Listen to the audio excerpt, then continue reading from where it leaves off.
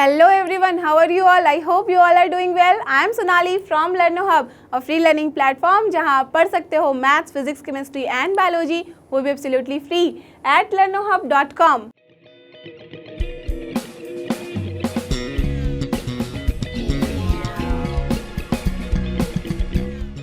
तो चलो एवरीवन, हो जाओ तैयार। आज हम करेंगे solve NCERT solution of grade 11 chapter 2, जो कि हमारा रिलेशंस एंड फंक्शन। इसके अंदर हम करने जा रहे हैं सॉल्व एक्सरसाइज मिसलेनियस के क्वेश्चन 8 to 12। इसके पहले के सारे क्वेश्चंस हमने कर लिए हैं लास्ट वीडियोस में, so please refer to those videos. और आज के लिए perfect, get ready with your pen and paper so that we all can solve together.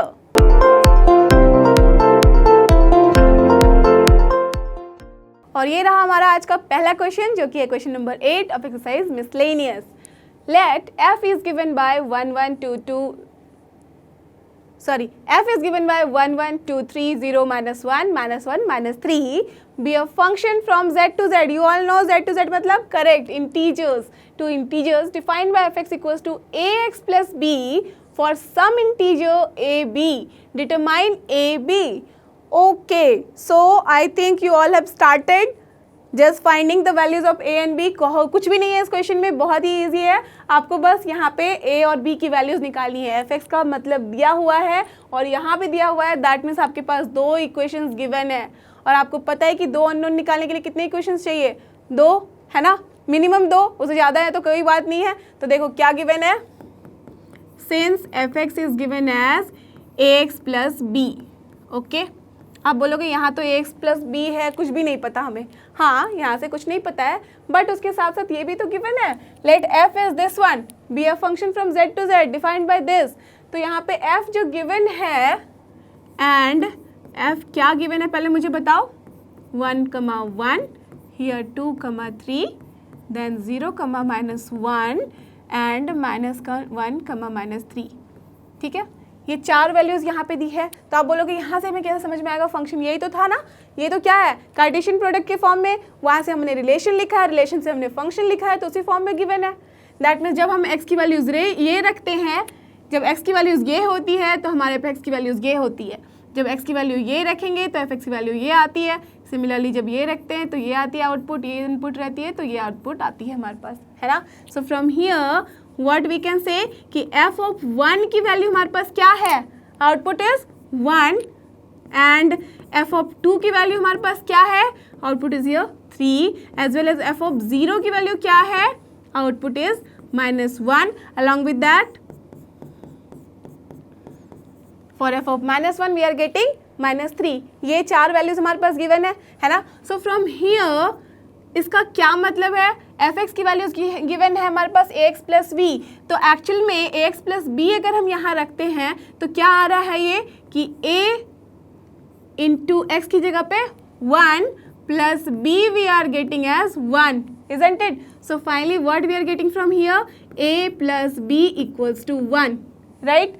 Okay, from here what we are getting, a multiplied by यहाँ पे क्या है, x की जगह पे 2 plus b what we are getting as 3. So finally what we are getting, 2a plus b equals to 3. And from here what you are getting, a into what, 0 at the place of x हमें 0 ही तो रखनी है यहाँ पे, तो x a into 0 plus b and that is -1. So finally what we have got, b equals to -1. Okay, and from here what we can say कि a multiplied by -1 है plus b है and the output is -3. So from here what we have got, -a plus b equals to -3. We can see कि हमारे पास कितने equations हैं, 1 2 3 4।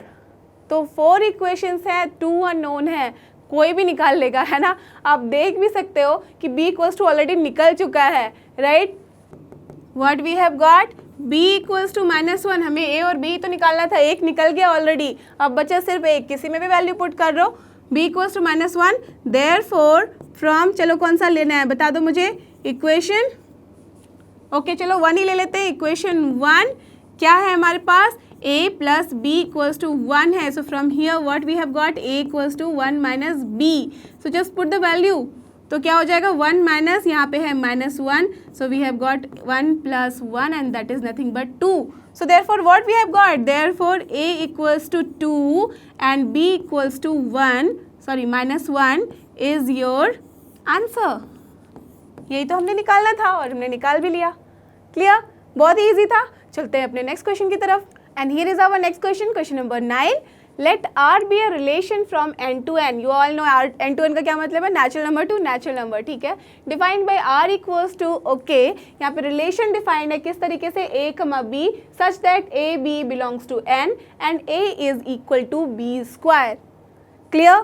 तो आप ये नहीं बोलना कि ए बी है, ये इस तरीके से लिखा है, ये कुछ नहीं है, ये सेट बिल्डर फॉर्म में आपने सेट पढ़ा हुआ है. सो दिस इज नथिंग कि कुछ अलग से लिखा है, राइट. दैट मीन्स यहाँ ए कमा बी है, तो at the place of b आप यहाँ से वैल्यूज निकाल के भी लिख सकते हो. तो यहाँ से क्या आ जाएगा, A equals to B square है तो B equals to root of A.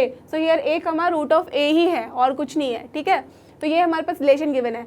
Now we have the question, are the following true. Okay, 3 things are given here. पहला है कि a comma a belongs to R for all a belongs to n. Okay, we have to check this, then we have to check this and then we have to check this. तो चलते हैं सबसे पहले question 1 की तरफ. 1 को पहले check करते हैं, फिर 2 की तरफ चलेंगे, फिर 3 की तरफ. ठीक है, हमारे पास क्या गिवन है? गिवन यही है जो गिवन क्वेश्चन है, मैंने लिख लिया है यहाँ पे. R इक्वल्स टू a कमा b such that a b belongs to natural number and a equals to b square. ठीक है, दिस शोज, इसका क्या मतलब है एक्चुअल में कि यहाँ पे हमारे पास जो a है that is b square. This shows कि जो हमारे पास b होगा वो क्या होगा, अभी मैंने आपको बताया था यहाँ पे कि लिख सकते हैं उसकी जगह पे. तो b equals to root a है ना.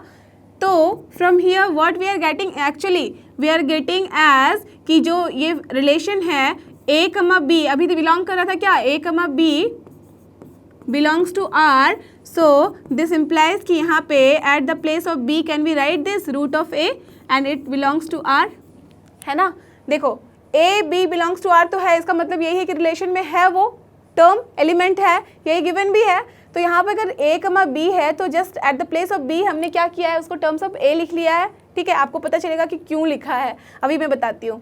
A comma root A belongs to R है. अब देखो क्वेश्चन नंबर 1 में हमें क्या चेक करना था, यहाँ करना था कि a comma a belongs to R for all a belongs to natural number. Is it true? As कि हमने क्या फाइंड आउट किया कि a comma root a belongs to R. तो of course a comma a की अगर हम बात करें तो वो तो बिलोंग नहीं कर रहा ना R को, है ना. वो एक ही कंडीशन में बिलोंग करेगा जबकि a हमारा 1 होगा, बिकॉज रूट ऑफ 1 1 होता है, बट रूट ऑफ 2 तो 2 नहीं होता है ना. Only for a equals to 1 के लिए होगा. दैट मीन्स सारे नेचुरल नंबर के लिए नहीं होगा. That means for all a belongs to natural number this is not true. So what we can say, the statement 1 is not true. Therefore, so what we can say, therefore the given statement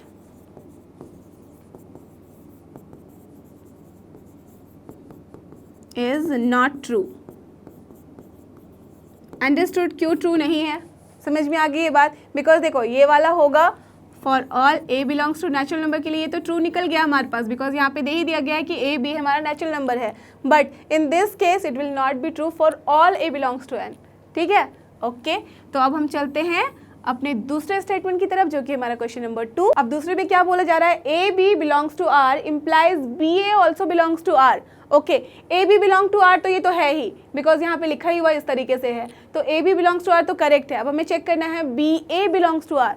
since हमारे पास क्या है यहाँ पे, A B belongs to R का actual में क्या मतलब है, जो बी है हमारे पास, A B belongs to R का क्या मतलब है हमारे पास, एक्चुअल में क्या गिवन है, A equals to B square. That means A is equal to B square, तभी तो होगा A B belongs to R, है ना.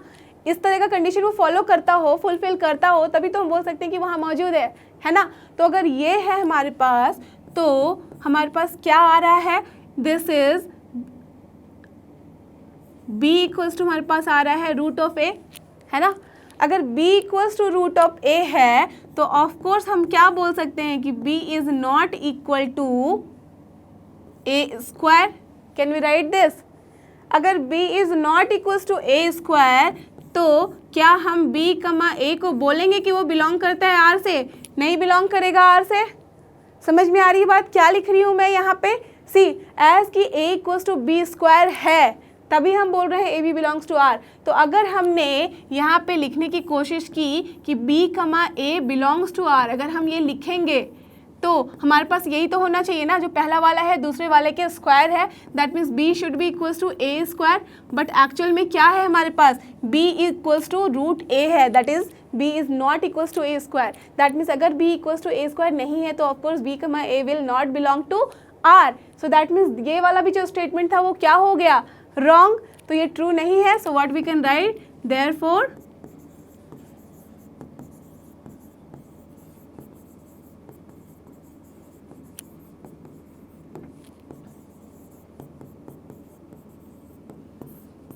Therefore the given statement is not true। हो गई ना बात यहाँ पे खत्म। चलते हैं अपने तीसरे पार्ट की तरफ। Now come to this third part। इसमें क्या बोल रहा है, A B belongs to R, B C belongs to R implies A C belongs to R. That means we have to just assume in A B and C in such a way कि A B जो है वो belong कर रहा है R को, as well as B C भी belong कर रहा है आर को, बट वो इम्प्लाइज करना चाहिए कि A C is also belonging to R. We have to check this condition also. Okay, so since A B हमारे पास गिवन है, दैट मीन्स ये दोनों कंडीशन गिवन है, उससे हमें ये इम्प्लाई होना चाहिए। So A B belongs to R and B C भी बोल रहा है बिलोंग्स टू आर। ठीक है, ये दोनों कंडीशन हमारे पास गिवन है इस थर्ड स्टेटमेंट में। तो इससे क्या समझ में आ रहा है कि जो पहला वाला है दूसरे वाले के स्क्वायर के फॉर्म में है। So A equals to B square and from here what we are getting, B equals to nothing but C square, यही है ना। सो फ्रॉम हियर देखो a equals to B square है and b equals to C square है, तो हमारे पास क्या आ रहा है, a इक्वल्स टू, अगर b की जगह हम क्या लिखें, c स्क्वायर, तो इसका हो जाएगा whole square and from here what we are getting a equals to C to the power 4, है ना। a इक्वल्स टू अगर सी टू द पावर 4 है और यहाँ बोला जा रहा है ए सी शुड बिलोंग टू आर, तो एक्चुअल में क्या मतलब है, अगर ए सी बिलोंग करेगा आर को तो यहाँ पे A should be equals to C square ही तो होना चाहिए, है ना। अगर ये होना चाहिए और हम देख रहे हैं कि ए इक्वल्स टू सी 4 है, C to the power 4, so of course this A is not equals to C square we can write. अगर ये नहीं है तो we can write this also कि A comma C is not belonging to this R. As कि हमने ये लिख लिया, so therefore again we can write कि the given statement is not true.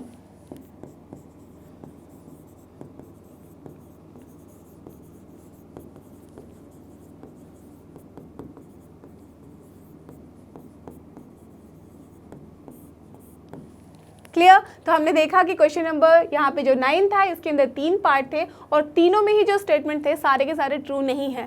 अभी के लिए तो बस हमें इतना करना है, बट जब आप ग्रेड 12 में जाओगे देन यू विल सी कि ये जो तीनों चीज़ें लिखी हुई है ना, वो एक तरह का आपको बहुत इंपॉर्टेंट क्वेश्चन बनाता है रिलेशंस एंड फंक्शंस वाले चैप्टर में। Okay, so will not discuss that right now, just मैंने आपको एक हिंट दिया है कि ये वाला चैप्टर आप बाद में जब पढ़ोगे 12 में तो यू विल सी कि ये बहुत ही मज़ेदार टॉपिक होने वाला है। ओके, चलते हैं अपने नेक्स्ट क्वेश्चन की तरफ। And our next question is question number 10।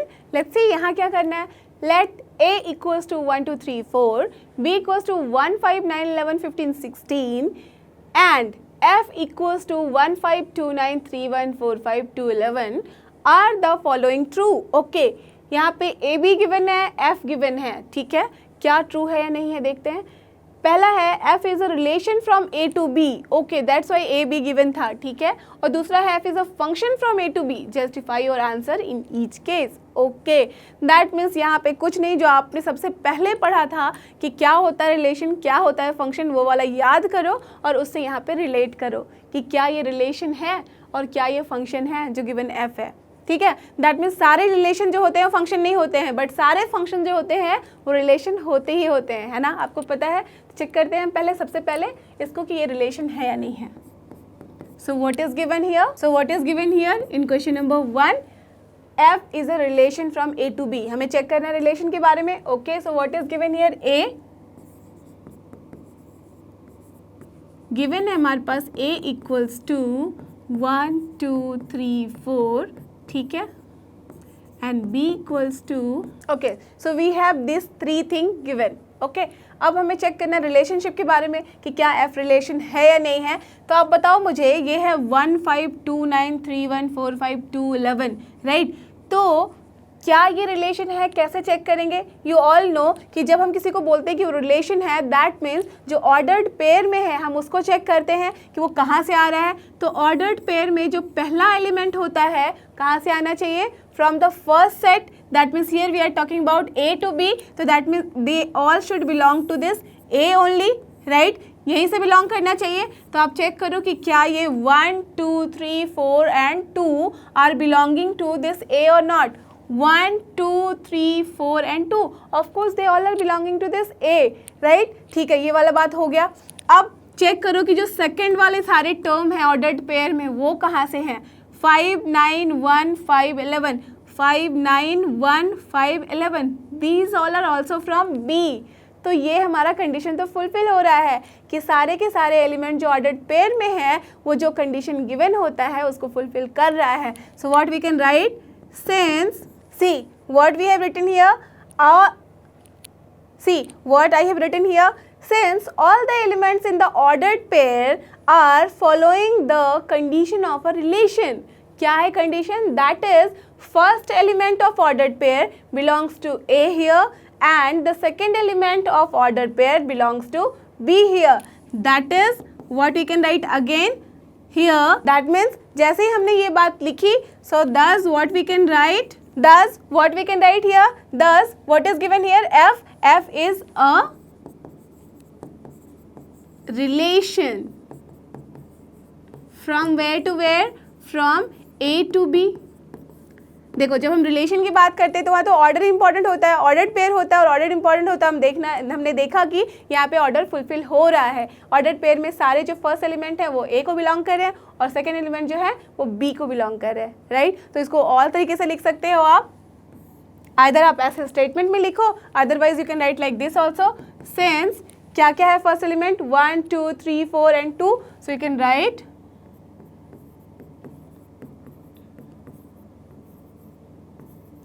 so it belongs to what? Nothing but A, and दूसरा वाला क्या है? सेकेंड वाला एलिमेंट देख लो, 5 9 1 5 and 11, 5 9 1 5 and 11, this also belongs to what? B। ठीक है, जैसे ही हमने ये दोनों चीजें लिखी, this shows F is a relation from where to where? A to B। ठीक है, आइदर ये लिखो और फिर आप ये लिखो, दोनों ही तरीका सही है। ठीक है, तो पहला वाला हो गया प्रूफ कि yes it is true. So what we can write? Therefore the statement is true. Okay, अब चलते हैं अपने नेक्स्ट वाले क्वेश्चन की तरफ। Question number sub part 2। Again देखो, यहाँ पे हमें चेक करना है कि f is a function from a to b। अब इसमें फंक्शन की जब हम बात कर रहे हैं तो आपको पता है कि कब फंक्शन होता है? इमेज हमारा होना चाहिए यूनिक। चेक करो यहाँ पे कि इमेज क्या यूनिक है? 1 का 5 है। ठीक है, दैट मीन्स मैंने आपको बताया भी था शॉर्टकट कि क्या करते हैं हम यहाँ पे बस फोकस करते हैं पहले वाले एलिमेंट को। ठीक है, दैट मीन्स ऑर्डर्ड पेयर में अगर पहला वाला एलिमेंट रिपीट हो रहा है तो हम डायरेक्टली बोल सकते हैं कि ये फंक्शन नहीं है, बिकॉज रिपीट होने का ही मतलब है कि 2 इमेज है उसके पास। तो देखो 1 5 है, 2 9 है, 3 1 है, 4 5 है, 2 1 है। वी कैन सी कि ये 2 और ये 2 हमें रिपीट होता हुआ दिख रहा है। एज कि 2 यहाँ रिपीट हो रहा है और देख भी सकते हो कि 2 के रिस्पेक्ट में यहाँ पे इमेज है 9 और वहाँ 2 के रिस्पेक्ट में इमेज है 11। That means for 1 value we are getting 2 output, isn't it? That means एक इनपुट के लिए हमारे पास 2 इमेज बन रहा है। तो ये क्या हो गया? This is not a function. So what we can write? as the element 2 in the ordered pair in F has 2 images, thus F is not a function। ठीक है, तो hence what we can say कि जो given statement है, the given statement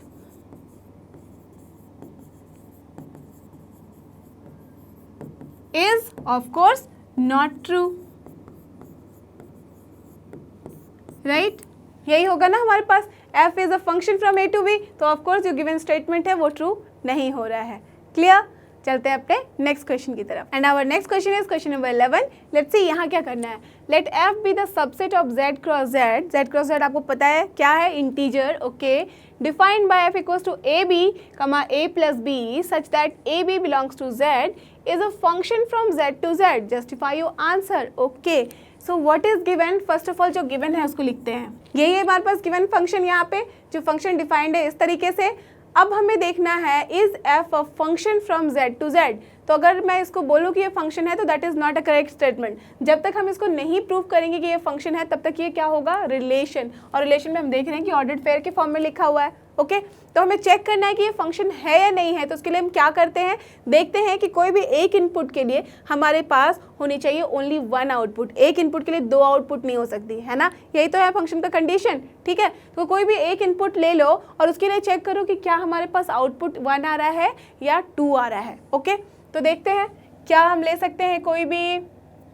just let us assume, अगर हमने ले लिया यहाँ पे a को 0 एंड b को ले लिया हमने यहाँ 1। ओके, अगर a 0 लिया है और b 1 लिया है तो इस कंडीशन में क्या हो जाएगा हमारा a b हो जाएगा 0 into 1 and that is 0, right. And a plus b क्या हो जाएगा हमारे पास, a प्लस b हो जाएगा 0 plus 1 and that is nothing but 1। ठीक है, ओके, एक तो ये हो गया। अब दूसरा ले लो, now let us assume again कि जो हमारा a है वो भी है हमारे पास 0 एंड b भी हमारे पास है 0। देखो a b should belong to z, right. यही तो कंडीशन गिवन है हमारे पास कि a b should belong to z, integer होना चाहिए, 0 तो इंटीजर है ही, राइट। तो वी कैन टेक, तो a अगर 0 है एंड b भी 0 है तो इस कंडीशन में a b क्या हो रहा है हमारे पास 0 into 0 that is 0 and a plus b क्या आ रहा है 0 plus 0 that is 0 only, right. अब देखो, आप बोलोगे कि क्यों निकाल रही हूँ मैं, जैसे ही आपने देखा था कि ऐसे कंडीशन में अगर कोई फंक्शन गिवन होता है, दैट मीन्स रिलेशन अगर गिवन होता है, तो एक्चुअल में इसका क्या मतलब है कि इस वाले से मैं ये तो लिख सकती हूँ ना कि इट इम्प्लाइज कि एफ ऑफ जो ए बी है, एक्चुअल में ये क्या इम्प्लाई कर रहा है कि एफ ऑफ जो ए बी है, राइट, दैट मीन्स ये है हमारा अगर इनपुट तो ये आ रहा है आउटपुट।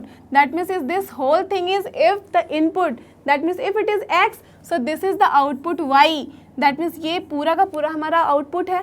तो यहाँ पे f ऑफ ए बी को हम a प्लस बी तो लिख ही सकते हैं ना, right. That's why I am finding here कि जब ए बी की वैल्यू ये हो रही है तो क्या आ रही है हमारे a प्लस बी की वैल्यू। तो आपने देखा यहाँ से कि जब हमने ए बी की वैल्यू 0 रखी तो आउटपुट आया यहाँ पे 1। यहाँ पे भी देखो कि जब हमने ए बी की वैल्यू यहाँ 0 रखी तो आउटपुट आया 0, right.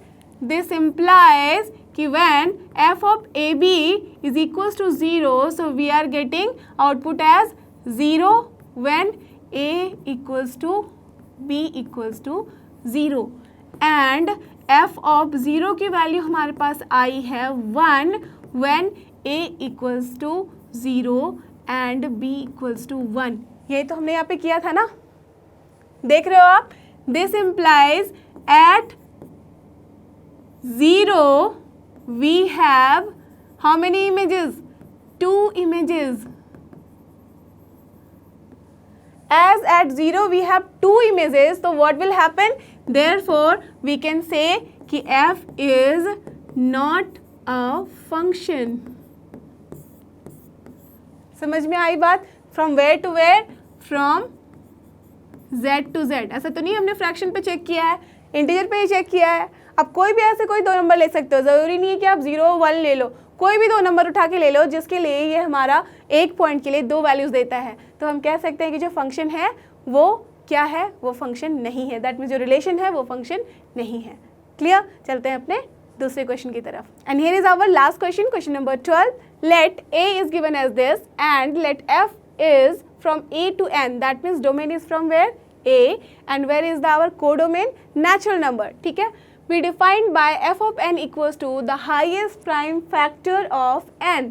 okay, that means function को यहाँ पे इस तरीके से डिफाइन किया गया है। ठीक है, तो find the range of f।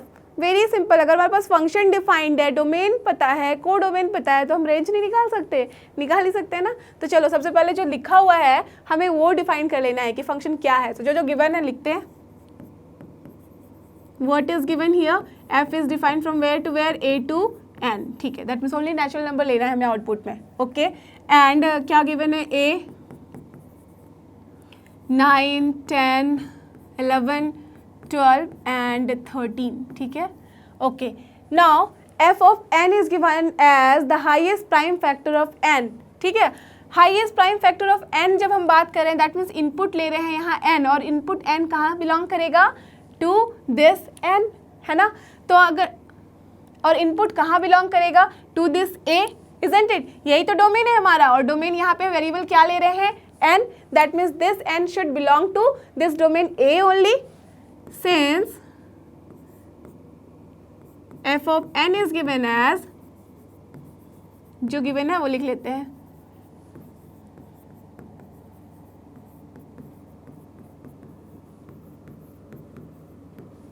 since fn is given as the highest prime factor of n, here n should belong to what, a, है ना, यही तो है। therefore this implies, यहाँ पे बताओ 9 को what we can write, highest prime factor लेना है, तो सबसे पहले तो इसको फैक्टराइज कर दो, ठीक है, हाईएस्ट प्राइम फैक्टर के फॉर्म में, तो क्या हो जाएगा, ये नथिंग बट 3 इंटू 3 है, ओके। और फिर 10 को हम क्या लिख सकते हैं, 2 इंटू 5 लिख सकते हैं, ये दोनों ही प्राइम नंबर्स हैं, ओके। देन 11 को हम क्या लिख सकते हैं, कुछ नहीं, ओनली 11, प्राइम फैक्टर लेना है, अगर प्राइम फैक्टर के फॉर्म में अगर देखो तो 11 ही होगा, ओके। 12 को हम लिख सकते हैं, देखो 3 है, प्राइम फैक्टर होना चाहिए दोनों ही, तो ये हो सकता है 2 मल्टीप्लाइड बाय 3, और क्या हो सकता है, मल्टीप्लाइड बाय 2 ओनली, यही तो होता है, 2 into 3 into 2 that is 4 into 3, but 4 नहीं था prime number, that's why I have written like this. अब देखो 13, तो 13 को क्या लिख सकते हैं, सिर्फ 13, आप बोलोगे 13 टू 1 लिख सकते हैं, but 1 is not prime number, that's why I have not written here 1 in any case, है ना, 1 को नहीं इंक्लूड करेंगे। Now what will be our F of N, अगर हम एफ ऑफ एन को लिखना चाहें तो हम क्या लिख सकते हैं, एफ को हम इस तरह से लिख सकते हैं ना, कि जो पहला वाला नंबर है, पहला नंबर क्या है हमारा 9, इनपुट में 9 के लिए जो हाईएस्ट प्राइम नंबर होगा, क्या है उसका हाईएस्ट प्राइम नंबर 3, इसके केस में क्या है 5, इसके केस में हाईएस्ट क्या है 11, इसके केस में 3 होगा, और यहाँ पे 13, so what we are getting 9, 3, then 10, अगर इनपुट है तो आउटपुट हमारा होगा highest prime factor that is 5, then अगर हमारे पास अगर 11 है तो हाईएस्ट प्राइम फैक्टर इसका यही है, देन हमारे पास 12 अगर है तो उसका हाईएस्ट प्राइम फैक्टर है 3, and for 13 we are getting 13 only, है ना, यही होगा हमारा function f in defined cases, ठीक है। अब देखो यहाँ पे कि हमें बताना है कि जो ये f है, जो हमारे पास फंक्शन डिफाइंड है, उसका रेंज क्या है, range of f।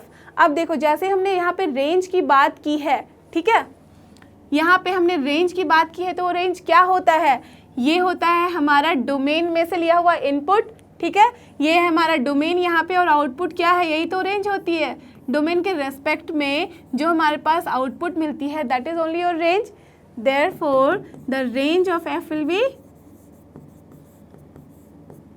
Is nothing but 3, 5, 11, 3 again आ रहा है, हमें पता है सेट में हम रिपीट नहीं करते हैं नंबर्स और values, so here it is this only 13, so this is only your answer, clear. ऐसे करके हमने ये क्वेश्चन कर लिया सॉल्व। आई होप कि आपको ये सारे क्वेश्चन अच्छे से समझ में आए हैं, अब आप इनको सॉल्व कर सकते हो बिना किसी परेशानी के और बिना किसी हेल्प के। अगर ऐसा है तो don't forget, this is लर्नो hub, a free learning platform, free है पर बेस्ट है। थैंक यू, हमारे साथ बने रहो।